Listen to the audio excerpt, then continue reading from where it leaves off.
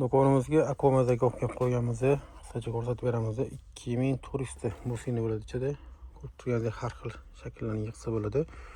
Brelok qilib ishlatsa bo'ladi yig'gandan keyin. Xo'p, bu birinchi ko'rinishda 95 ming so'mdan. Bu yoq tomonda ikkinchi ko'rinishligi, buni ham 95 ming, 2000 turistdan. Bunda boshqacha shaklda yig'iladi. Bu yoq tomonda 115 ming so'mga kattarog'i bor. Usullari ham katta. O'lchamizda 5 yoshdan kattaligi tavsiya etiladi. Bu tomonda 140 ming so'mga 3600 taligi bor.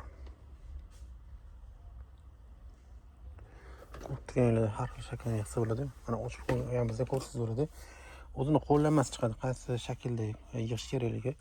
Yana o'zini mayda toshlari bo'ladi. Ko'rganingizda sifatlari yaxshi, rang-rang yorqin ishlangan. O'zini shunaqa shpateli bo'ladi. Keyin bu o'zini ruchkasi, keyin shunaqa pitsepi bo'ladi. Qattim bo'ladi. Bu idish mashinalarni solib qo'ygan o'zini idishi bo'ladi. Xo'p, bu yoq tomonda o'zini doskasi teshuvli bo'ladi. Mana shu mayda toshlarni o'sha qo'yib chiqish kerak bo'ladi. Doskasini mana qisqasi mashina olinadi, so'rg'a olib, keyin bu yoqqa bitta qo'yib chiqiladi. Har xil mana bu yerda qo'llanma uchun har xil rasmlar berilgan. Mana bu yerda o'tirganingizga usalka, bu yoq tomonda oppog'oy, bu yoq tomonda har xil qisqasi rasmlar, kalt rasmi bor.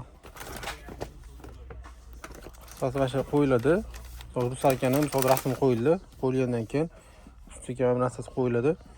Toshlarni misol rangini qo'shish kerak.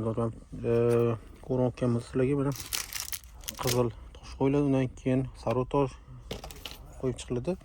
Yig'ib bo'lgandan keyin suv solib, ustidan suv sepiladi. 2 soatdan keyin qotgandan keyin mana bir o'zini shnaqangi preset ishlatsam bo'ladi, birlik ishlatsam bo'ladi. Shu yumshab qotadi mashinasi. Suyundan yumshaydi, keyin qotib qoladi. Shunaqa qisqasi shunaqa o'yinchoq do'konimizga olib kelib qo'yganmiz. Kattalik uchun. Keyin almazli mazaga kerak xillari bor. Uni ham qisqacha ko'rsatamiz. Keyingi videolarda do'konimizda xillari bor. Do'konimizga kutib qolamiz.